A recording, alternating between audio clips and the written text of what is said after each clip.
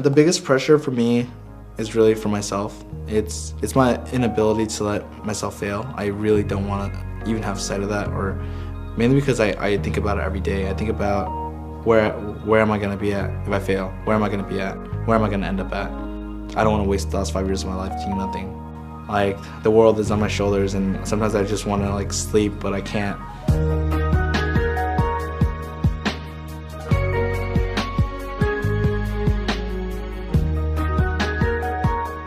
I told Audwin, this is gonna work out. He was one semester from graduating, and I was like, this is gonna work out. Before anything happened ever. It's like, this is gonna work out, and you're gonna make 6 figures.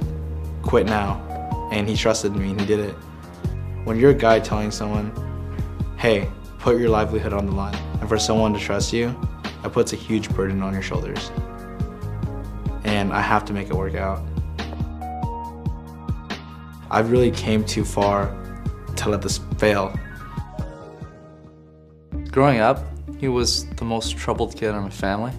Everybody was worried about him. He didn't do too well in school. He was the youngest kid, he was really spoiled, and he was a rebel. My parents would always compare me to my older siblings. It was like, hey, your bigger brother got this, how come you're not getting it? My older siblings, we were all on track. We went to school, we did sports, we got really good grades. We're the standard Asian family.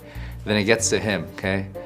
Everybody before him had like either a 4.0 or a 3.8, and you go to him, and he's getting like a 2 point something. My mom was just so concerned with him. My work ethic comes from my fear of going back to school and going back to where I was. It's the biggest fear I have is really working so hard for something and failing. Nobody expected anything of him.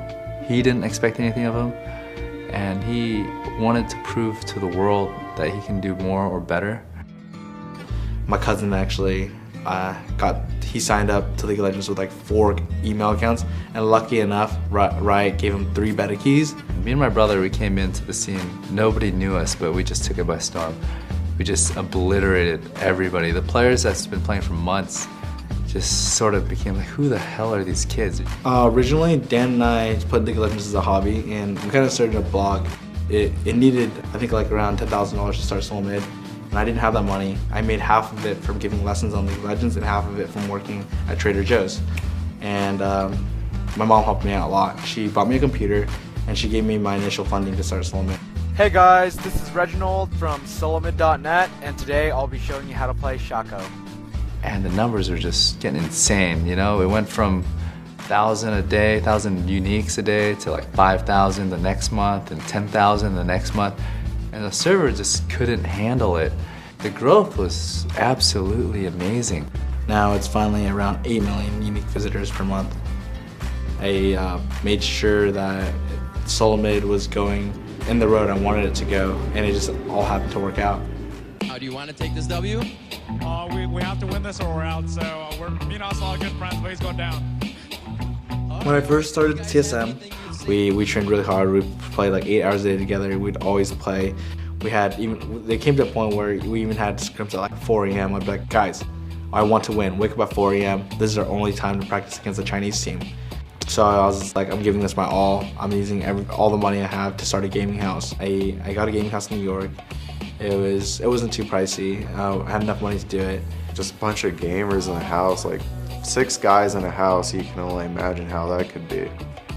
Reginald here, and now we're actually going to buy groceries out of our element, and we're deciding to cook. We streamed to pay for food. Solomon covered the housing costs, and we wanted to win the Season 2 finals for $5 million, so we practiced really hard.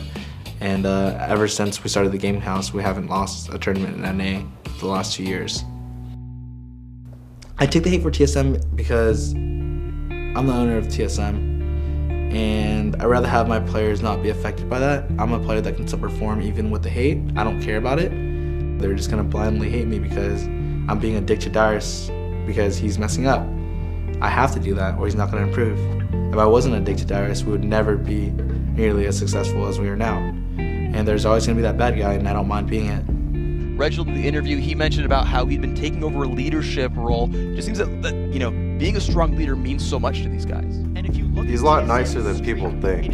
Him being hard on us is not really being hard, in my opinion. I think we're a little bit spoiled in the terms of we just play video games all day, and I see a lot of stress and burden on him, and that's why I don't always argue back. His true nature is he criticizes everything. He's hard on other people, even harder on himself.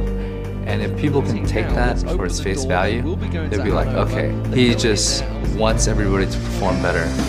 There it is, TSM in Game 5. Looks to be your North American LCS Spring Champions. They take down the Nexus and the title. And if you look at TSM's streak, the sky was falling when Chaos was kicked off of TSM and they picked up Wild Turtle. TSM's in strife. What are they going to do? It's just life. When you make a decision, you go through with it.